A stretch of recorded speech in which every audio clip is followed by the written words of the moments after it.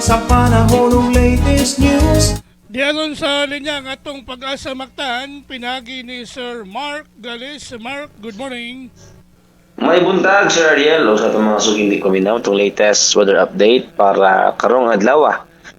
Sa pagkakaroon, wala tayo gina-monitor nga LPA, yun man bagyo diri sa sulod o dool sa tuang Philippine Area of Responsibility.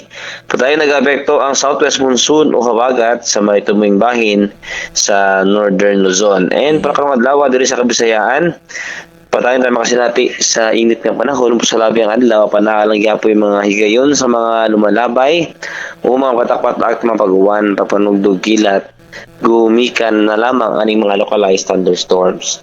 Para sa kayon na sa hangin o sa katagatan diri sa Kabisayaan, ato na payapon tayo masinati nga hinay nga ito na sa kasarangan na paghuro sa hangin. Di na ito ang katagatan, magpabiling magmalinaw ito na sa kasarangan ang mga pagbalod. Diri sa Cebu at katagatan, doon ay kuna sa linyang alas 5 untop sa buntag mo taob unyang alas 11:52 sa udto. Temperatura ana magasugod gikan 27 ito na sa 33 degrees centigrado.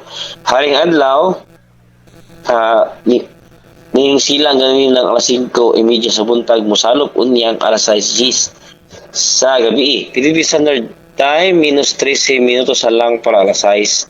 Ug mo na to ang latest weather update gikan diri sa buhatan sa DOST Pag-asa Mactan.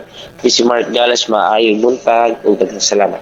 Salamat kay Sir Mark. May buntag dos pag-asa Mactan. Okay, good morning.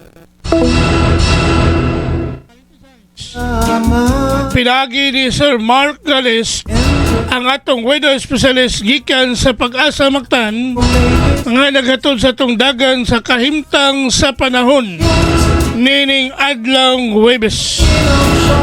Salamat kayo ni Sir Mark Galis og mayong buntag kanatong tanan.